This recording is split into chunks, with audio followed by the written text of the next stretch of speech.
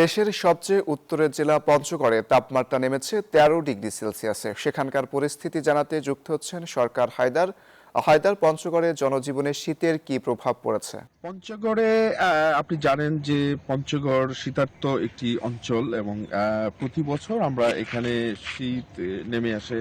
এবছরও শীত নামছে কেবল এবং আমরা যেটা দেখতে পাচ্ছি আজকে তাপমাত্রা তাপমাত্রা আজকে ১৩.২ ডিগ্রি সেলসিয়াস এখানে নির্ণয় করা হয়েছে এবং এখানে যেটা আমরা দেখতে পাচ্ছি যে সকাল ৭টার পরেই কিন্তু সূর্য উঠে যাচ্ছে এবং একটি শীতের যে আমেজ এবং রোদের যে আমেজ সেটা আসলে এখানকার মানুষ উপভোগ করছে এবং এটি আসলে উপভোগ। Bashundhara public school and college ২০২৬ শিক্ষাবর্ষে ভর্তি চলছে। শীতও বলা যায়। এখন পর্যন্ত শীতের যে তীব্রতা, সেই তীব্র শীত কিন্তু এখনো অনুভূত হচ্ছে না।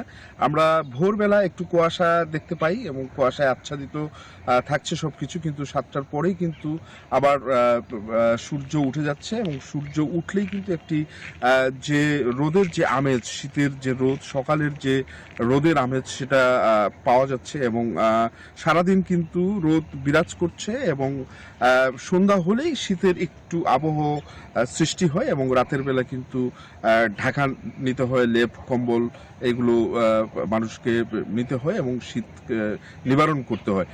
এই ছিল আমার কাছে সর্বশেষ। আমরা ফিরে যাচ্ছি স্টুডিওতে অঙ্কুর আপনার কাছে।